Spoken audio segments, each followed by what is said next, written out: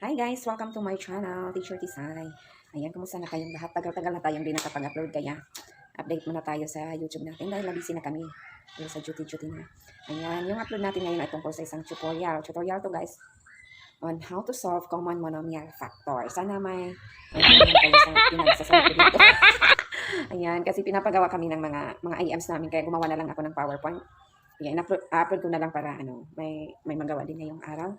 Ayan, sana subaybayan nyo. Kung bago kayo dito sa channel ko, please do like and share or subscribe to my channel. That's all.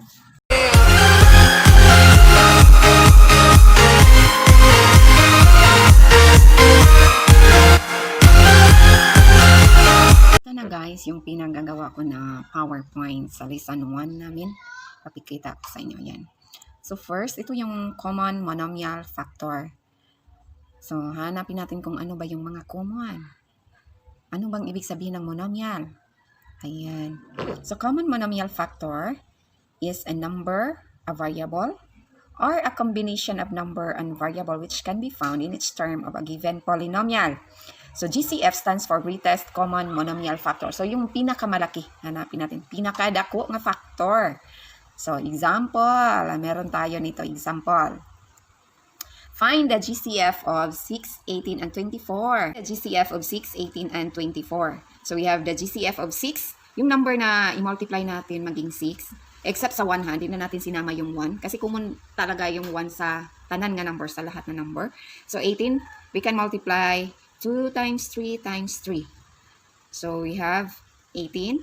And 24, we have 2 times 3 times 4. So, makita natin guys, yung common nila is 2 and 3. So, common nila. Since 2 and 3 are common, so 2 times 3 is 6. So, yan yung answer nila. GCF is 6. So, hinanap kasi natin kung ano yung common number. So, common yung 2 and 3. Kaya, answer is 6. Yan. Find the GCF of 8 and 10. So, yung pangalawang example. So, 8, we have 2 and 4. Sa 10, we have 2 and 5. So, answer is, GCF is 2. So, yan yung greatest common factor. Yan, next. So, find the greatest common monomial factor of the following. So, you're going to find the 12 and 15, 10 and 35, number 3, 8 and 24. Ito yung papa-activity ko sa mga students ko. 2, 4, and 6. Pinaka-basic to guys. Pinaka-simple to kasi elementary pa lang tayo nito. Pero nako, ba't ganoon mga high school ngayon? Yan, ito po yung mga sagot guys. Sana na-check nyo lahat. Na-check nyo lahat answer nyo. Ayan, perfect ba kayo dyan? Yan, next activity natin is ito. So, we have factoring common monomial factor is the reverse of multiplying a monomial by a polynomial. So, baliktad lang daw yung factor, baliktad lang dun sa i-multiply natin yung monomial. Monomial at saka polynomial. Ayan, example, we have 5 times the quantity x plus 4.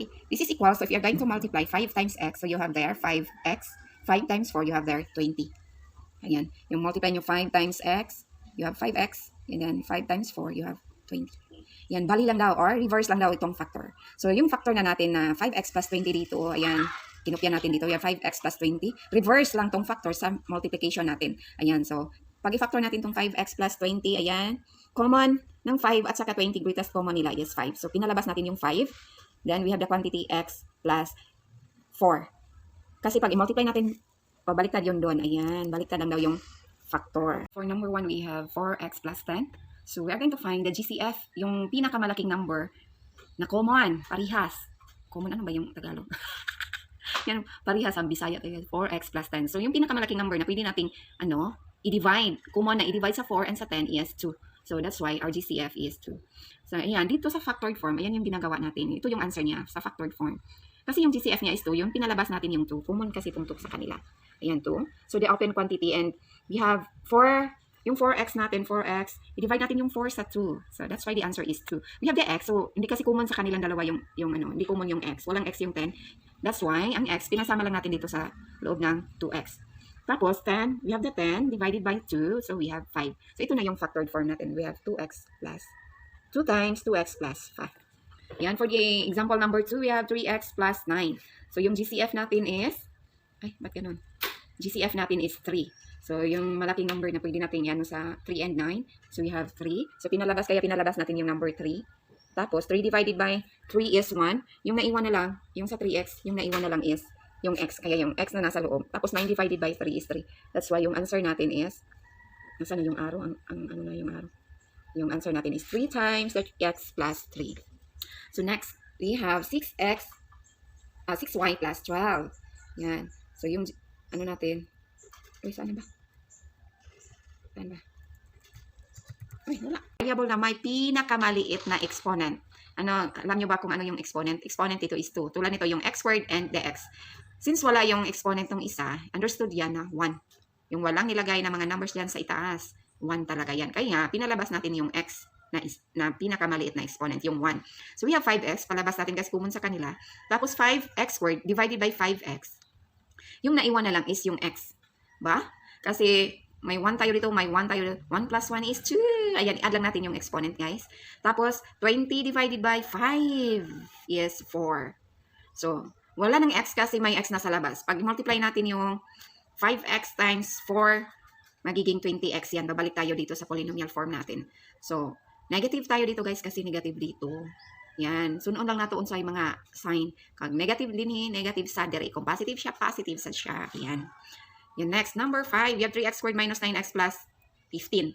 Tumaas na yung mga numbers. Dumami na sila. Ayan, ito yung factored form natin, guys. We have 3 common sa kanila kasi 3, 9, and 15 is the 3. Since wala tayong pinalabas na variables na letters kasi hindi common sa kanila, hindi sila lahat na may letters. Ayan, kaya yon pinalabas natin. We have 3 lang. So, we have, ayan, yun yung mga example. A lot of examples. Ayan, pado lang sa 10. Ansirin ninyo, guys, ha.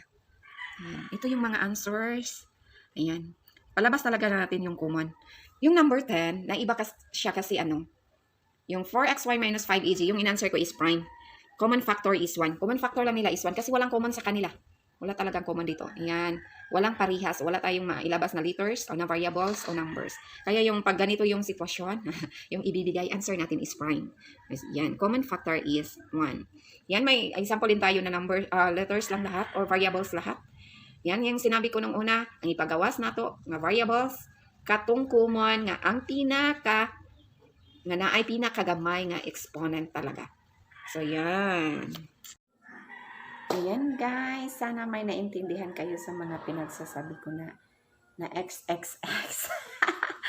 Yan yung X and Y and Z, yung lahat ng mga variables, lahat ng mga pinagtuturo ko about monomial. Ang simple-simple lang nun guys, pinaka-basic yun sa math. Ayan, thank you for watching. Sana may natutunan kayo.